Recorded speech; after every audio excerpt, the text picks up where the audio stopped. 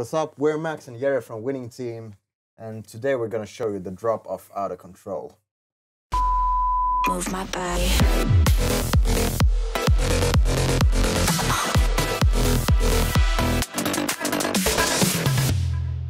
Outta Control is our latest track that we released on Revealed Recordings in December.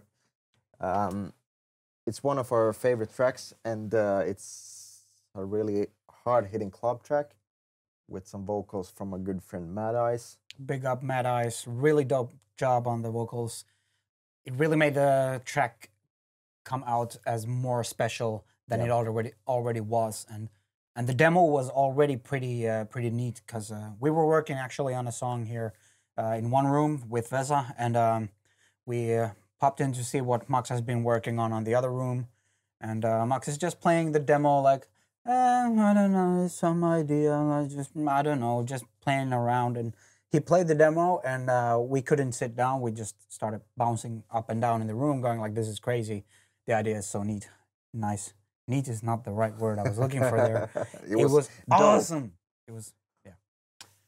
And then we worked on the tracks for, I think, 3 months, and then we got signed by Revealed, which is really amazing. And there we have it. A track called Outta Control. Let's go into it. Today we're gonna show you basically the main parts of the drop. But let's first play a small snippet. Wind that body like you Outta Control.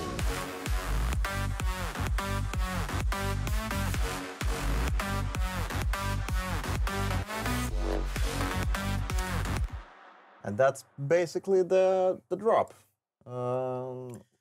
So today we're gonna focus more on the lead sound of the drop. So we're not gonna do a full look at the drums and the bass because that's pretty basic, and you can find out that stuff out elsewhere because there's nothing special to it. But we're gonna look at the lead and the effects and the stabs because those are what really makes this track, in our opinion. So to start off the drop, we have a fairly simple kick, 2 kicks, 1 main kick and a small addition. And then we have our drums, which are fairly simple also, just to focus a bit on the rhythms of the lead in the first part of the drop, and here in the second part we have a little bit more percussions, claps, toms, and small fills. And then the bass, fairly simple, sub bass with some small saturations. But then, before we go to the lead, in this song we have, as you see in our project, we use a lot of stacks, which are kind of buses. We like to have our projects quite organized, and when we stack them up and use them in buses, we kind of had the possibility to process the sounds that we think that are grouped together, like drums, all the leads, effects and basses, to have them sound good together. And for us, it's very important to keep the tracks and the projects neat and clean because there's 4 of us. So if one drops the project off to another one, we need to make sure that everybody finds the right buses and the right sounds and everything. Exactly. But right here with the stabs, you see we have a lot of things happening here.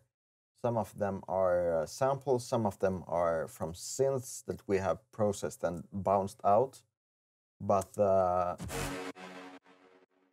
stabs are, it's a part of the melody to give some more interest and personality to parts of the track that need some attention. And I think especially with Big Room, where you want the sound of the lead to be very punchy, but it can't be punchy the whole time, all the time, because otherwise it will take away from the power. So emphasize the parts that you want to with stabs and other sounds, and that way you get a nice flow without having to compromise anything in the lead sound or the lead rhythms. So then let's jump into the drop lead. This lead consists of also several buses, but the main lead is built around 4 sounds.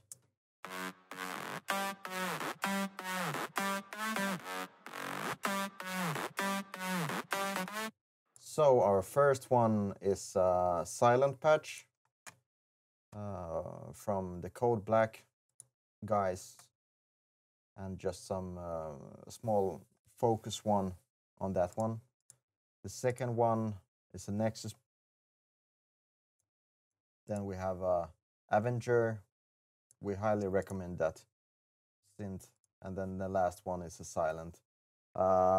We haven't done much processing on the synths alone, but as you see here, we have a long list of effects and processing that has been done to the main lead track stack or the bus. And to play them without the processing, it sounds like this. Kind of raw. Yeah, it's raw. It was a good sound to start from, but we wanted to mold it to a more fitting sound to this song. So the first one is Focus One. It's a good plugin by Sickly Visuals. It has a compressor, EQ, and saturation, distortion. It's really good. And then some basic equalizing, some extra transient, and more saturation and compressor by Supercharger. And then we have cleaned up again some parts with the EQ. And this also an Imager is a really good plugin that you can use to widen up your sound. You can do it to make it really mono, but we have given it a little bit more width, which gives it some good body. Then a bit more specific EQing, and then this glue compressor is a really good glue compressor to especially good when you're combining many sounds and Yeah. you want it to sound like one, so you exactly. kind of, And then some reverb by Valhalla, some distortion by Camel Crusher. and that does a nice difference if you click it off again. Because there's already basically, is there one, or you have one saturator there already, Yeah. plus the focus one might have something. But when you add the Camel Crush here again, after it's cleaned up, it brings it up in a different way. And here we have Neutron 2. Some bit more EQing. Basically all the EQs, they work the same, but all EQs have a different sound. So for some things, we mostly use the Fab filter because it's the greatest EQ alive. But we also... We're gonna break the internet with that comment. Yeah. But we also use sometimes the EQ by Logic. It's a really good basic EQ. And for some things, EQ from Neutron, sometimes Equality. Yeah, just basic different things because they have different things they are really good at. Yeah, and just get to know your plugins really well, like what you like about them and what you want to use them for. So when you're adding a chain with this many plugins, you need to know what they're doing so you don't get clutter and you don't get anything extra that you don't want, but you just get the sound that you're looking for. So get to know your plugins. Exactly.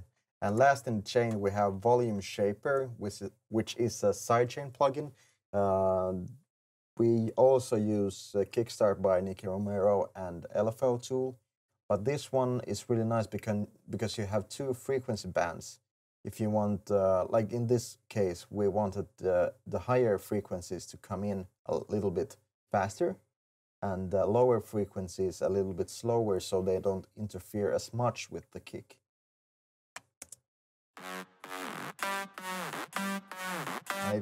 The sidechain is just there to give it the pump with the kick, the pumpy.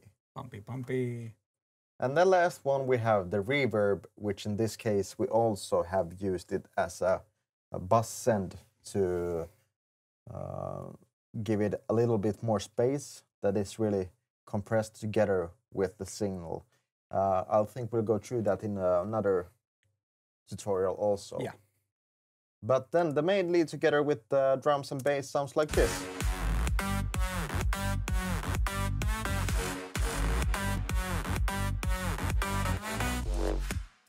And as you see here in our MIDI, we have done some pitch bends to give it a little bit more life. And also, we tend to play with the length of the MIDIs. As you see here, this one, it's really short. But if we lengthen it out, it sounds a bit boring. And then when it's short again, it just like hits really fast. And play around with how long the notes are, because it really makes a big difference. In this track, we also used a little bit more leads to give it the main lead some support and additions. Here we have some sounds that give it a little bit more personality.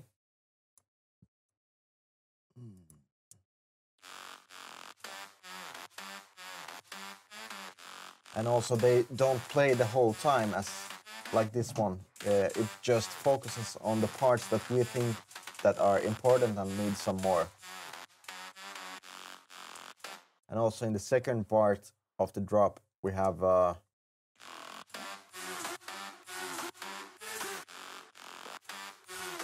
really characteristic sound that will stick out a little bit more, because halfway through you've already heard the drop, the main idea, so you might want to add something, and it's nice to use one of those sounds that that you kind of hear if you pay attention to it, but not like doesn't take over the whole track.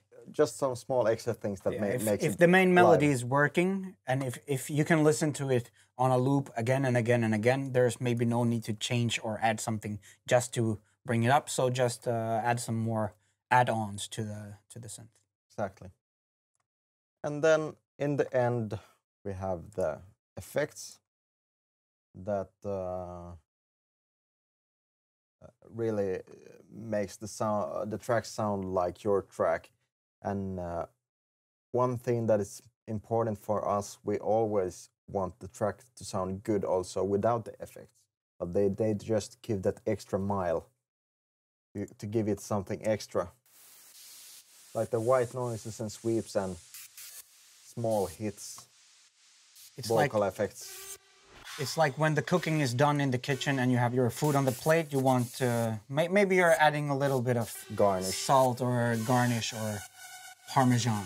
Exactly. That's the Parmesan.